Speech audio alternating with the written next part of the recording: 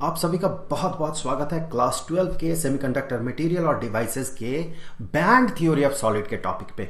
इससे पहले भी इस टॉपिक पे 2 वीडियोस बन चुके हैं। ये तीसरा वीडियो है। इस वीडियो में हम स्पेशली ये देखेंगे कि एक कंडक्टर, गुड कंडक्टर, एक सेमीकंडक्टर और एक इंसुलेटर के बीच जो इलेक्ट्रिकल कंडक्टिविटी का डिफरेंस है वो डिफरेंस एग्जैक्टली होता क्यों है, और इसे हम बैंड थ्योरी ऑफ सॉलिड से ही एक्सप्लेन कर सकते हैं। इससे पहले जो 2 वीडियोस बने हैं उसमें आपको जो बेसिक आइडिया है बैंड थ्योरी का वो मिलेगा। तो मैं तो यही एक्सपेक्ट करूंगा कि आप उन वीडियोस को देख चुके हैं। अगर आपने नहीं देखा है तो यूट्यूब के सर्च बार में जाके आप टाइप करें band theory of solids Edu Point for class 12 लिख दीजिएगा, क्योंकि बीएससी के लिए अगर वीडियो बनेगा तो फिर वहां पर कंफ्यूजन हो जाएगा।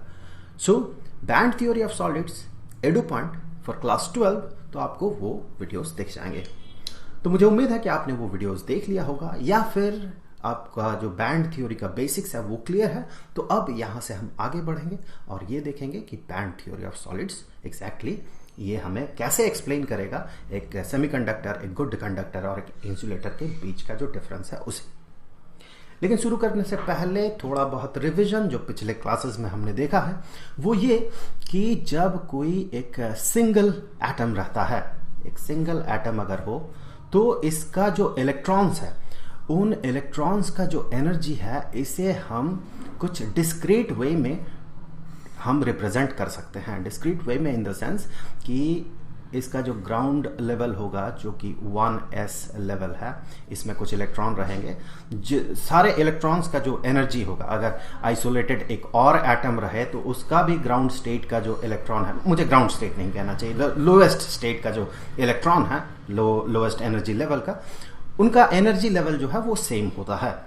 सो वो हम रिप्रेजेंट करते हैं 1s से। अब उसके बाद का जो एनर्जी लेवल है वो उससे ज्यादा होता है, और वो एनर्जी लेवल लेट अस से ये होता है 2s, और उससे ऊपर का एनर्जी लेवल होता है 2p, फिर आता है 3s। इस तरह से ऑर्बिटल बनते रहता है। ये बेसिक चीजें हैं। आई होप कि आपको ये सारी चीजें पता है, डेफिनेटली पता होगा। केमिस्ट्री के क्लासेस में आपने ये सब चीजें आपने पढ़ा होगा। लेकिन तब क्या होता है जब 2 एटम्स बहुत क्लोज आ जाते हैं, बहुत बहुत क्लोज आ जाते हैं। सो अब सिचुएशन ऐसा ही रहता है। हम रिवाइज कर रहे हैं, पिछले क्लासेस में हमने ये देखा है।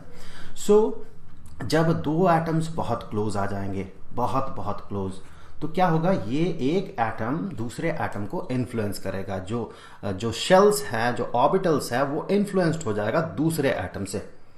सो दूसरे एटम का जो न्यूक्लियस है, जो इलेक्ट्रॉन्स है, वो सारे उसे इन्फ्लुएंस करने लगेंगे। इससे होगा क्या, इससे ये जो ऑर्बिटल्स है, जो एटॉमिक ऑर्बिटल्स थे, ये मॉलिक्यूलर ऑर्बिटल्स में कन्वर्ट हो जाएंगे और ये स्प्लिट कर जाएगा। ये 2 पार्ट में स्प्लिट कर जाएगा। सो कुछ ऐसे ये स्प्लिट कर जाता है। जब इंटरेक्शन होता है, जब एक का ऑर्बिटल दूसरे के ऑर्बिटल पे ओवरलैप कर जाता है, उस सिचुएशन में ऐसा इंटरेक्शन होता है और ये स्प्लिट कर जाता है। जब 3 एटम्स रहेंगे तब क्या होगा। सो अगर बहुत क्लोज 3 एटम्स आ जाते हैं तो क्या होता है, तो ये जो एनर्जी लेवल है, ये एनर्जी लेवल 3 पार्ट में स्प्लिट हो जाता है। सो अब एक और एटम आ गया। सो इससे एनर्जी लेवल क्या हुआ, अब 3 पार्ट में टूट जाएगा, स्प्लिट हो जाएगा। ऐसे 3 पार्ट्स में ये स्प्लिट हो जाता है, 3 लाइंस बन जाते हैं। तब क्या होता है, जब ऐसे बहुत बहुत बहुत बहुत बहुत बहुत सारे एटम्स आ जाते हैं एक साथ, बहुत सारे, तो उस सिचुएशन में इस बीच ये जो रीजन है, इस बीच इतने सारे लाइंस में ये स्प्लिट हो जाता है कि ये अब डिस्क्रीट लाइंस ना दिख के हमें ये बैंड की तरह दिखने लगता है। ये बैंड बन जाता है। हर ऑर्बिटल जो कि ओवरलैप कर रहा है वो बैंड की तरह ट्रीट करने लगता है। सो ये सारे जो है इन्हें हम बैंड कहते हैं। सो ऐसे सभी बैंड्स में कन्वर्ट हो जाते हैं। सो ये हो गया बैंड्स। सो ऐसे बनते हैं बैंड्स, और ये हमने लास्ट वीडियोस में ये देखा था कि कैसे बैंड्स बनते हैं। तो जैसा कि हमने बात किया था, इनको हम कहते हैं बैंड्स।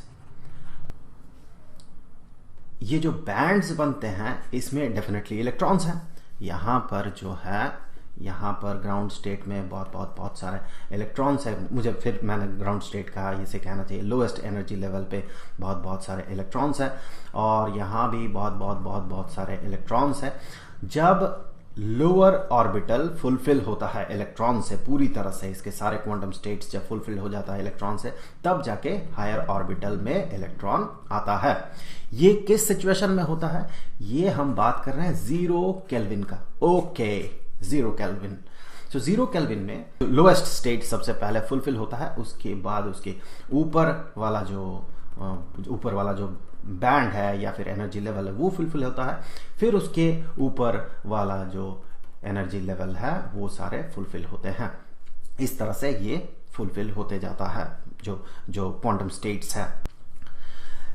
इस इलेक्ट्रॉन के एग्जिस्टेंस के हिसाब से हम प्राइमरीली सबसे पहले इसे 2 तरीके से कैटेगराइज करेंगे। एक सिचुएशन ऐसा हो सकता है, 0 केल्विन की ही बात कर रहे हैं हम, कि जो हाईएस्ट बैंड जहां पर कि इलेक्ट्रॉन है वो पूरी तरह से फुलफिल्ड है या फिर वो पार्शियली फुलफिल्ड है। हम बात कर रहे हैं हाईएस्ट बैंड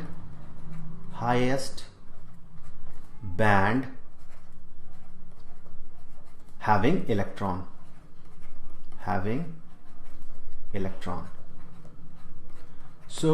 इसमें हो क्या सकता है कि हो सकता है एक सिचुएशन, ये पहला सिचुएशन है, हो सकता है कि ये पूरी तरह से फुलफिल्ड है या फिर हो सकता है ये पार्शियली फुलफिल्ड है। तो सबसे पहला केस हमने मान लिया कि ये पूरी तरह से फुलफिल्ड नहीं है, बल्कि ये पार्शियली फुलफिल्ड है, पार्शियली फिल्ड है, और यहाँ पार्शियली ये एम्प्टी है। ऐसा भी हो सकता है कि ये जो है हाईएस्ट बैंड जो है ये पूरी तरह से इलेक्ट्रॉन से फुलफिल्ड है। सारे क्वांटम स्टेट्स जो है यहां पर भरा हुआ है। 2 अलग अलग सिचुएशन। ये दूसरा सिचुएशन है।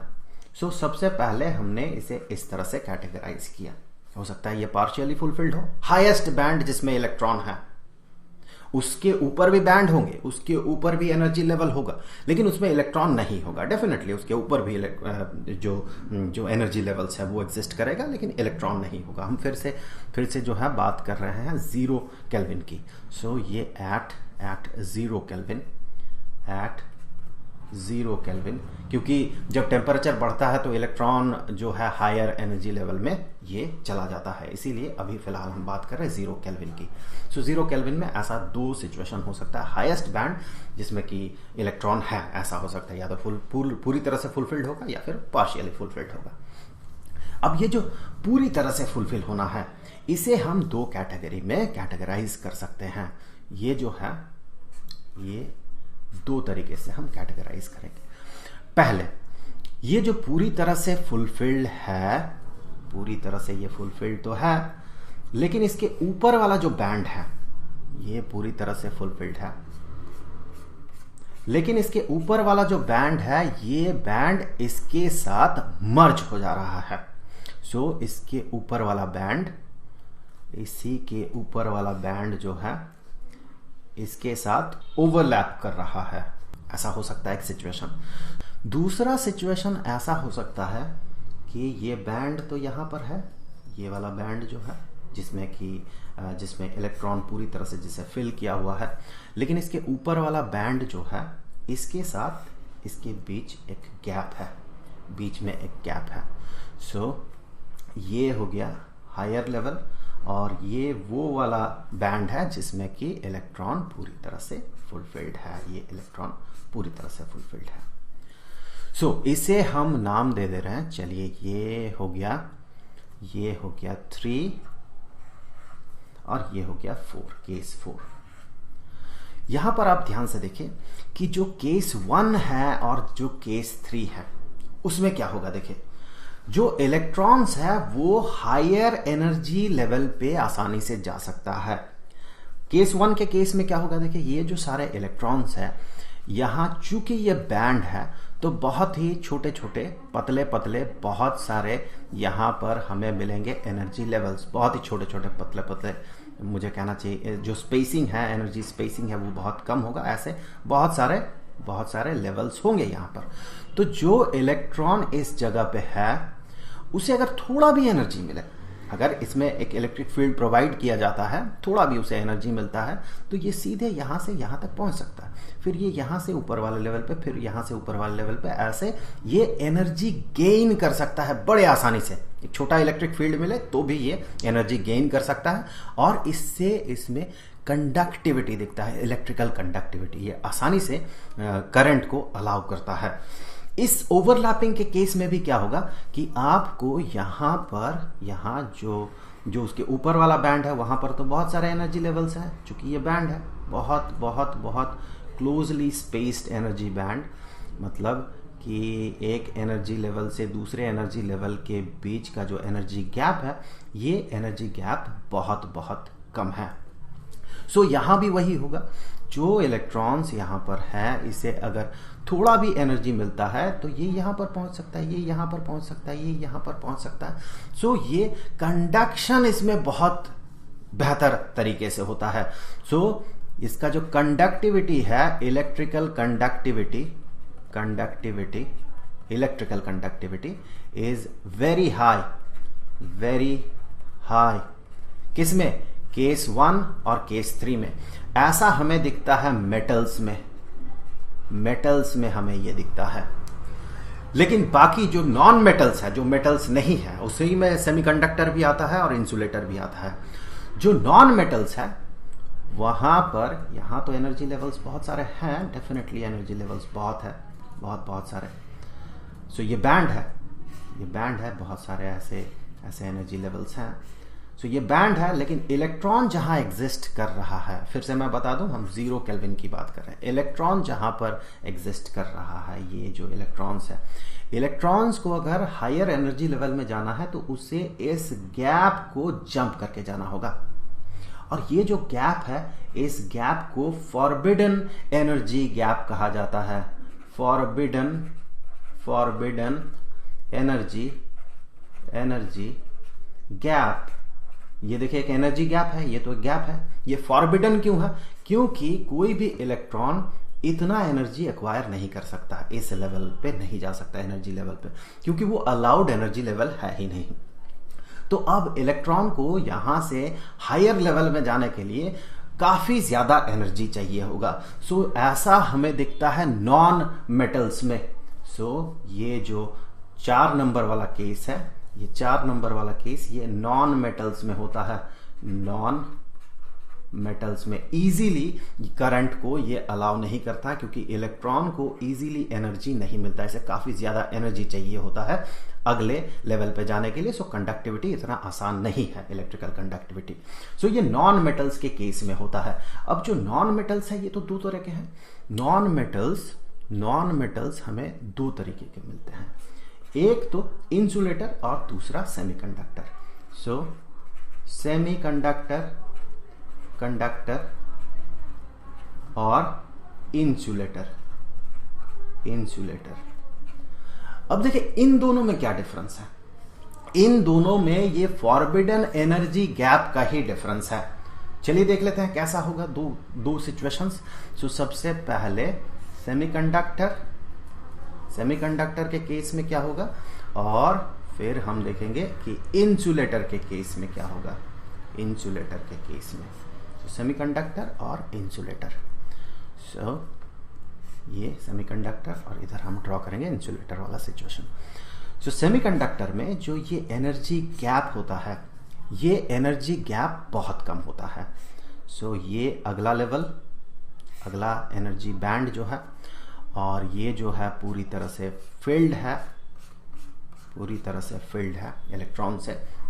और यहां पर कुछ चीजें जो कि मुझे शायद पहले बता देना चाहिए था कि कंडक्शन बैंड कौन है और जो वैलेंस बैंड कौन है। तो मैं आपको बता दूं कि कंडक्शन बैंड, या फिर पहले वैलेंस बैंड बेहतर होगा। वैलेंस बैंड वो बैंड होता है, हाईएस्ट बैंड, जो कि पूरी तरह से फुलफिल्ड है इलेक्ट्रॉन से, सारे क्वांटम स्टेट्स फुलफिल्ड है। Highest band which is completely filled. फिर से बता दूं, जो वैलेंस बैंड होता है वो है highest band which is completely filled. तो यहां पर highest band which is completely filled, तो उस केस में आप यहां पर पाएंगे ये जो बैंड है, ये वाला जो है, ये highest band which is completely filled, तो ये हो जाएगा वैलेंस बैंड। और उसके ऊपर वाला बैंड होता है कंडक्शन बैंड, कंडक्शन बैंड। अब आप इस केस में देखिए क्या होगा। इस केस में भी ये जो तीसरा नंबर वाला केस था, ये जो बैंड था ये पूरी तरह से फुलफिल्ड था, तो ये था वैलेंस बैंड और ये था कंडक्शन बैंड। इस केस में, केस 3 में क्या हो रहा था, वैलेंस बैंड और कंडक्शन बैंड एक साथ ओवरलैप कर रहा था। लेकिन केस 1 के केस में क्या होगा, देखिए यहां पर हम इसे वैलेंस बैंड नहीं कह सकते हैं, भले ही इलेक्ट्रॉन जो है सबसे ज्यादा एनर्जी वाला इलेक्ट्रॉन इस बैंड में है, क्योंकि ये हाईएस्ट फुल्ली फिल्ड बैंड नहीं है, ये पार्शियली फिल्ड बैंड है। सो यहां पर इस केस में जो है इसके नीचे वाला जो लेवल होगा, इसके ठीक नीचे वाला लेवल, ऑब्वियसली इसके नीचे वाला लेवल, मैं थोड़ा सा यहां पर एक लाइन ड्रॉ कर देता हूं, केस 1 की बात कर रहे हैं हम, इसके ठीक नीचे वाला लेवल ऑब्वियसली पूरी तरह से फुलफिल्ड होगा, पूरी तरह से इलेक्ट्रॉन से फिल्ड है, इसीलिए ये भरा था, वरना ये भरता नहीं, जीरो के की बात कर रहे हैं हम। सो अब इस केस में हम इसे कहेंगे वैलेंस बैंड और इसे कहेंगे कंडक्शन बैंड। अब चलिए वापस आते हैं इस टॉपिक पे। तो अब सेमीकंडक्टर और इंसुलेटर के केस में ये पूरी तरह से फिल्ड तो है, और इसके ऊपर वाला बैंड जो है ऑब्वियसली पूरी तरह से एम्प्टी है, तो यहां पर ये जो है ये हो गया वैलेंस बैंड और ये हो गया कंडक्शन बैंड। जब सेमीकंडक्टर की बात आती है तो ये जो फॉरबिडन एनर्जी गैप है ये बहुत स्मॉल होता है, इट इज वेरी स्मॉल।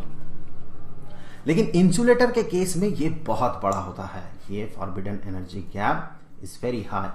सो ये कंडक्शन बैंड है, कंडक्शन बैंड, और ये हो गया valence band. Valence band is occupied, पूरी तरह से भरा हुआ है, और इन दोनों के बीच का जो गैप है, this gap is very high, forbidden energy gap is very high.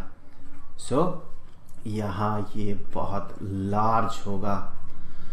Exactly कितना गैप होने से, फॉरबिडन एनर्जी गैप जो है एग्जैक्टली कितना होने से हम उसे सेमीकंडक्टर कहेंगे और कितना होने से उसे इंसुलेटर कहेंगे, इसका कोई डेफिनेशन नहीं है। इसमें ऐसा हम डिस्टिंग्विश कर ही नहीं सकते हैं, क्योंकि सिर्फ यही डिसाइड नहीं करता है कि किसे हम सेमीकंडक्टर कहेंगे, किसे हम इंसुलेटर कहेंगे। और भी बहुत सारे स्ट्रक्चर है, क्रिस्टल स्ट्रक्चर है, उस पर डिपेंड करेगा, और भी बहुत सारी चीजें हैं जिसपे कि वो डिपेंड करता है, सिर्फ एक फैक्टर ही नहीं होता। ये एक रफ आपको आइडिया देता है और समझने में मदद करता है कि कुछ जो है मटेरियल सेमीकंडक्टर क्यों होता है, बहुत ही कम करंट को अलाउ क्यों करता है, और कुछ जो है बिल्कुल ही ब्लॉक क्यों कर देता है, करंट को अलाउ ही नहीं करता है अपने थ्रू।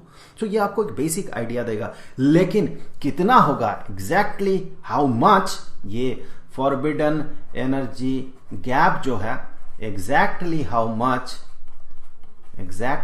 मच, ये जो है इसका कोई आंसर नहीं है, इसका कोई आंसर नहीं है कि आप कहेंगे एग्जैक्टली इतना फॉरबिडन एनर्जी गैप है तो उसे हम सेमीकंडक्टर कहेंगे, इतना है तो उसे इंसुलेटर कहेंगे, इससे कम है तो सेमीकंडक्टर, इससे ज्यादा है तो इंसुलेटर। ऐसा कोई जवाब नहीं है।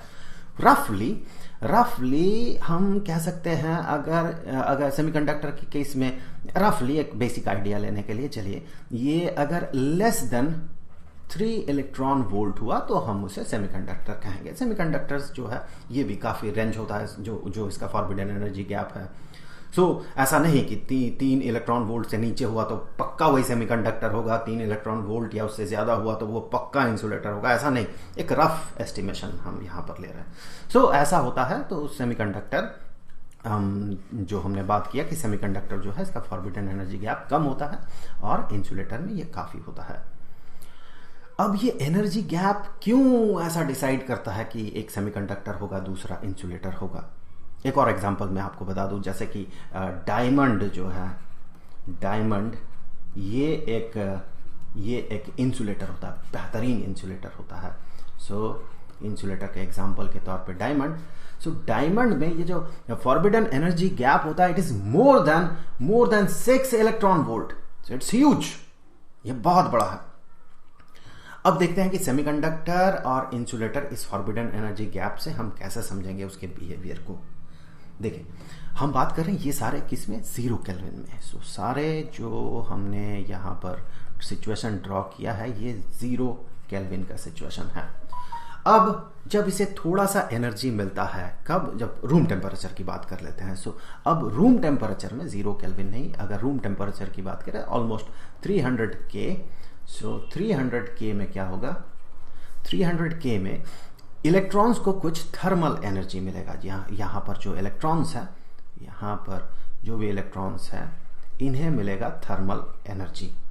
थर्मल एनर्जी जो मिलता है वो in the order of kT होता है। T is absolute temperature, absolute scale में टेम्परेचर। So 300 and K is Boltzmann constant. So ये बोल्ट्जमैन कांस्टेंट और एब्सोल्यूट टेम्परेचर के जो प्रोडक्ट है उसके ऑर्डर में होता है, और ये बहुत ज्यादा नहीं होता है। सो जब 300 K की बात करें तो जब इन इलेक्ट्रॉन को उतना एनर्जी मिलता है, so there is a probability कि इलेक्ट्रॉन यहां से उठ के यहां पर आ जाए। और मैं आपको बता दूं कि सारे पार्टिकल्स को थर्मल एक्साइटेशन की अगर बात हो, किसी बॉडी को अगर कुछ टेम्परेचर तक हीट दिया जाता है तो इसका मतलब यह नहीं कि सारे पार्टिकल्स को इतना ही एनर्जी मिलता है, कुछ को ज्यादा और कुछ को कम मिलता है। ये हम स्टैटिस्टिकली हम समझ सकते हैं। इसका एक बेहतर एग्जाम्पल है कि गैसेस पार्टिकल्स एक सर्टेन टेम्परेचर में सबके पास बराबर अमाउंट का एनर्जी नहीं होता है। उस गैस सैंपल में किसी के पास बहुत ज़्यादा एनर्जी होता है, किसी के पास बहुत कम एनर्जी होता है। एक जो आरएमएस वैल्यू होता है वो आरएमएस वैल्यू डिपेंड करता है उसके टेम्परेचर पे। और ये हम मैक्सवेल बोल्ट्जमैन डिस्ट्रीब्यूशन कर्व से समझ सकते हैं। कुछ ऐसा कर्व होता है, मैक्सवेल बोल्ट्जमैन डिस्ट्रीब्यूशन कर्व, कुछ ऐसा कर्व होता है। सो इतना स्पीड का भी आपको, इतना एनर्जी का भी आपको पार्टिकल मिलेगा, इतना एनर्जी का भी मिलेगा, इतना एनर्जी का भी मिलेगा। सो हर तरह का एनर्जी का आपको पार्टिकल मिलेगा, लेकिन उसका जो नंबर है या फिर कहें उसका जो प्रोबेबिलिटी है वो वैरी करता है। सो अगर इस ऑर्डर में एनर्जी मिलता है इन इलेक्ट्रॉन्स को तो देयर इज ए पॉसिबिलिटी, जब हम इतना टेम्परेचर की बात करें, there is a certain good amount of possibility कि जो इलेक्ट्रॉन है वो इलेक्ट्रॉन यहां से जंप करके इस कंडक्शन बैंड में चले जाए। कुछ सारे नहीं जाएंगे, कुछ क्योंकि जो एनर्जी मिलता है वो इवनली सबको नहीं मिलता है, किसी को ज्यादा किसी को कम मिलता है। जिसको बहुत ज्यादा एनर्जी मिल गया जिन इलेक्ट्रॉन्स को, हो सकता है वो कंडक्शन बैंड में चला जाए, हो सकता है क्या चला जाता है, इसीलिए उसे हम सेमीकंडक्टर कहते हैं।